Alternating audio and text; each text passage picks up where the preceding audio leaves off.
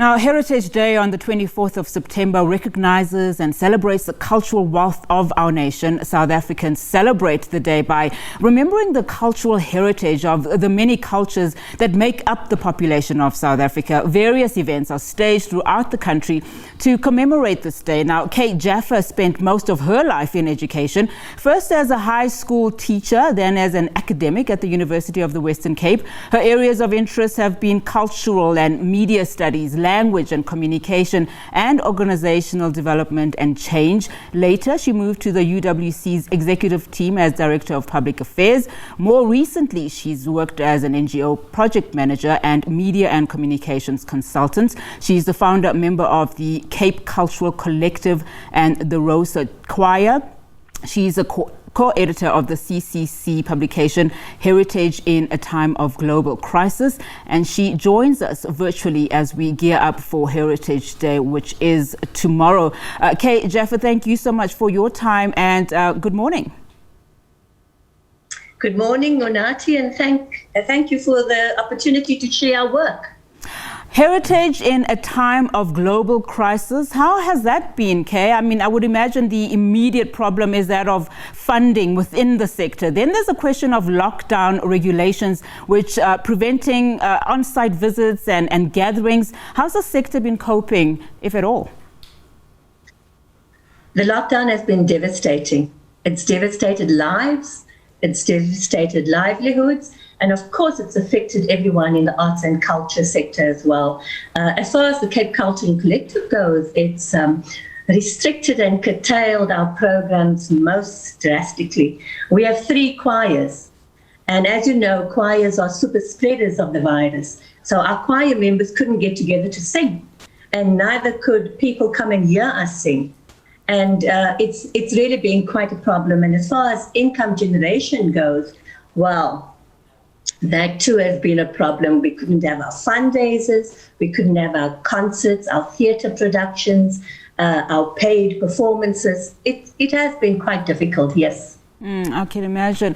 Now, just from an African context, heritage and history is about stories, not always places or things. How would you suggest that we capture and preserve that for the future generations? Because, I mean, even you mentioning the choirs, that have been prevented to sing and express themselves, that must have been difficult. So how would you suggest that during this time we preserve, that storytelling as Africans? Yeah, we definitely need to tell our stories and work out ways to do that. But it's a two-tiered thing, isn't it? In order to capture and preserve and carry it over to the future generations, we have to make sure that the organizations who do that are sustainable.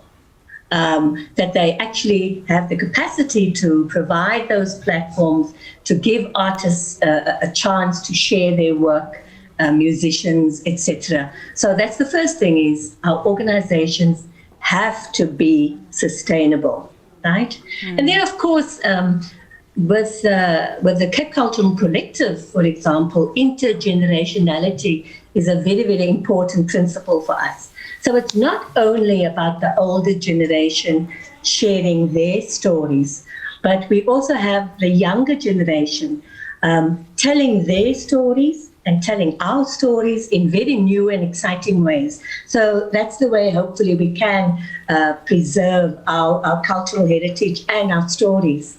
And of course, there's so many now different platforms in which we can do that. Now, just on that focal point of telling stories, South Africa has an extraordinary diverse cultural base. How do you ensure that becomes a point of unity rather than a weapon of division as in the past? In fact, maybe not even in the past. I think we're still very much divided as a nation, especially in the run-up to these elections. COVID-19 has also shown that this country is deeply unequal. Our cultures and our history certainly divide us, and it's true. Even 27 years after democracy, it's still very much an issue.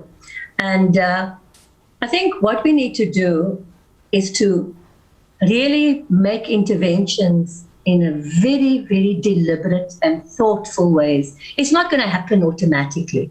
right? We have to be absolutely deliberate in our interventions and to making sure that cultures, while we still celebrate that diversity, while we still actually don't have a problem with people holding on and celebrating their specific cultures, we have to break down barriers, isn't it? But we have to do that carefully. So in the Cape Cultural Collective, for example, we make sure that we bring together people from all kinds of backgrounds and histories and cultural experiences, and we learn from one another. So the choir, for example, the Rosa Choir, always sings in the 3 regional languages, the English, Afrikaans, and isiXhosa.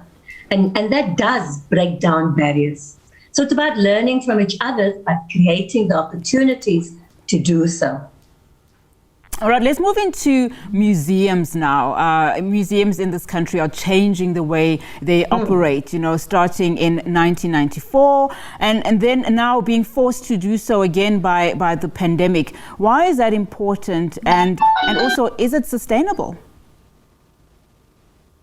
Look, we're not that involved in museums as such. I mean, we give people a chance to express themselves through the art forms, music, dance, poetry.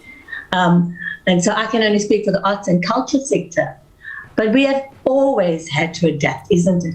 We've always had to adapt to changing political systems, to new technologies, especially new media and so on. So in a sense, if organizations, including museums, don't adapt to those changing circumstances, it's going to be a situation of adapt or die, I think. So I think adaptability is something that is absolutely crucial for all of us. Okay, before I let you go, I mean, people watching this interview now, wondering how they can celebrate the day more meaningfully. What would you suggest? I mean, we know that things like Bra Day have been suggested, but a lot of people want to actually have a deeper interpretation of how to celebrate, especially now when a lot of the younger generation is starting to pull away from their culture and losing that sense of knowing self. What are some of the tangible and meaningful ways in which they can celebrate this month and more specifically tomorrow, which is Heritage Day? Yes, I mean, personally, I don't speak for my organization, but personally, I have a problem that braai is one of the main things that we celebrate on Heritage Day. I think we've already spoken how richly diverse our cultural heritage is. And I think I have noticed some wonderful things happening. There are walks of remembrance where people walk around certain areas of Cape Town, for example, and remember their histories and the way culture was expressed in that particular setting. There are Khoisan walks of remembrance as well. So I think it's not just about, yes, of course, it's wonderful for people to go out and have braai and celebrate. But I think it is a day when we can focus on the richness of our cultural heritage. And if you are, for example, in a place where you can experience other cultural events, then I think people should definitely do so. All right. Kay Jaffer, thank you so much for your time this morning. Really, really important insights there. Thank you so much for your time. Well, Kay Jaffer reminding us that, there are so many different things to celebrate our diversity. We don't really need to just have one side to look at our culture and learn about our heritage. Very, very important there.